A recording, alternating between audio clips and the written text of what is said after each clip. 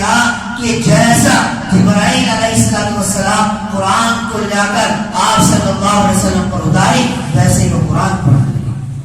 اور ایک روایت میں آتا ہے عبداللہ بن مسعود رضی اللہ تعالیٰ عنہ فرماتے ہیں کہ قرآن میں 6666 آیتیں ہیں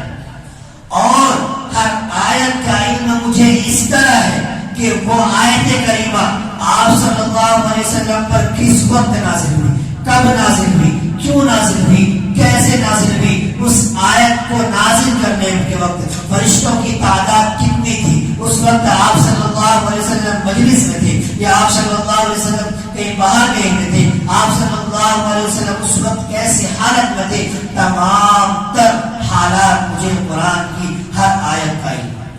اب سوچئے کہ کتنے بڑے عالم اور کتنے بڑے فقیہ ہوں گے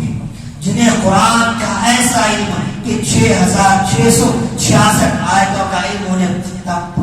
تمام طریقے سے, مکمل طریقے سے, اتنے بڑے فقیہ اور اتنے بڑے عالم ہیں. ایک مرتبہ آپ صلی اللہ علیہ وسلم کو اللہ نے حکم دیا کہ اے محمد جاؤ عبداللہ بن مسعود سے جا کر قرآن سن. تو مسجد میں قرآن عبداللہ بن مسعود رضی اللہ تعالیٰ عنہ پر رہتے, آپ صلی اللہ علیہ وسلم جا کر ان سے اپیل کیا, درخواست کی کہ آپ مجھے قرآن سنو. تو عبداللہ بن مسعود رضی اللہ تعالیٰ عنہ نے کہا اے اللہ کے رسول اقرأ علیک وانزل علیک, میں آپ کو قرآن سناؤں حالانکہ قرآن آپ پر نازل کیا گیا ہے, آپ مجھ سے زیادہ بہتر جانتے ہیں, قرآن کا علم آپ کو میرے سے زیادہ ہے. کہا یہ بات ٹھیک ہے کہ قرآن میرے اوپر نازل ہوا ہے, میرے اوپر نازل کیا گیا ہے, میں آپ سے بہتر پڑھ سکتا ہوں, لیکن اللہ نے مجھے حکم دیا ہے کہ میں تیرا قرآن سنوں, میں تیرا قرآن سنوں. تو اچھمے میں آ کر عبداللہ بن مسعود رضی اللہ تعالیٰ عنہ نے کہا کیا صحیح میں اللہ نے میرا نام لیا ہے, اللہ سبحانی,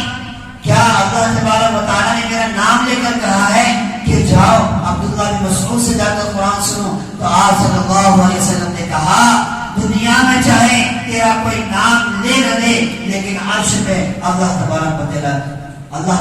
تعالیٰ تیرا نام ضرور لیتا ہے.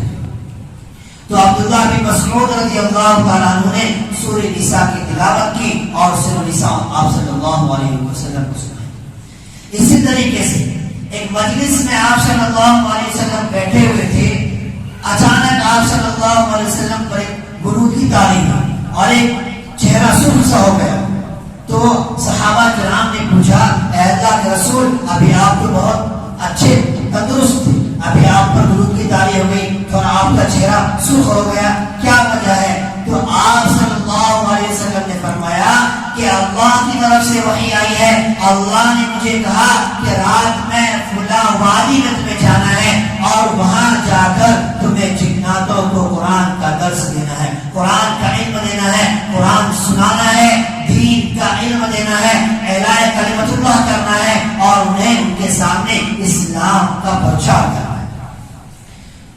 تو آپ صلی اللہ علیہ وسلم نے فرمایا کہ میرے ساتھ جناتوں سے ملاقات کرنے کے لیے کون جائے؟ تو تمام صحابہ کرام جنات جن کی تعداد جن کی قوت کا اندازہ ہم نہیں لگا سکتا, تو تمام صحابہ کرام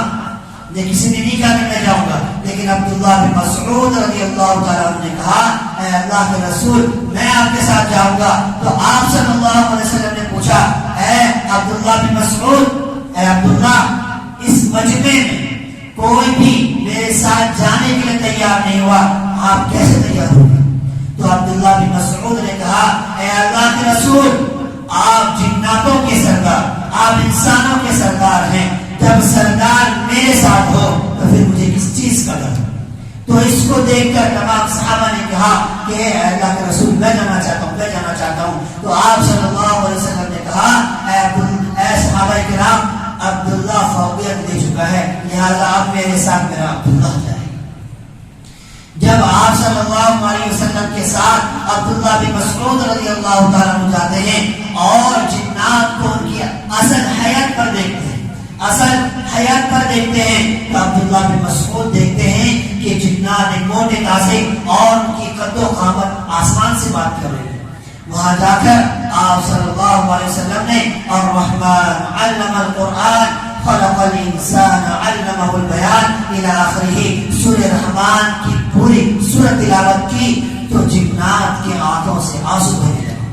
کیوں؟ یا معشر الجن والانس ان استطعتم ان تنفذوا من اقطار السماوات والارض فانفذوا لا تنفذون الا بسلطان فبأي آلاء ربكما تكذبان.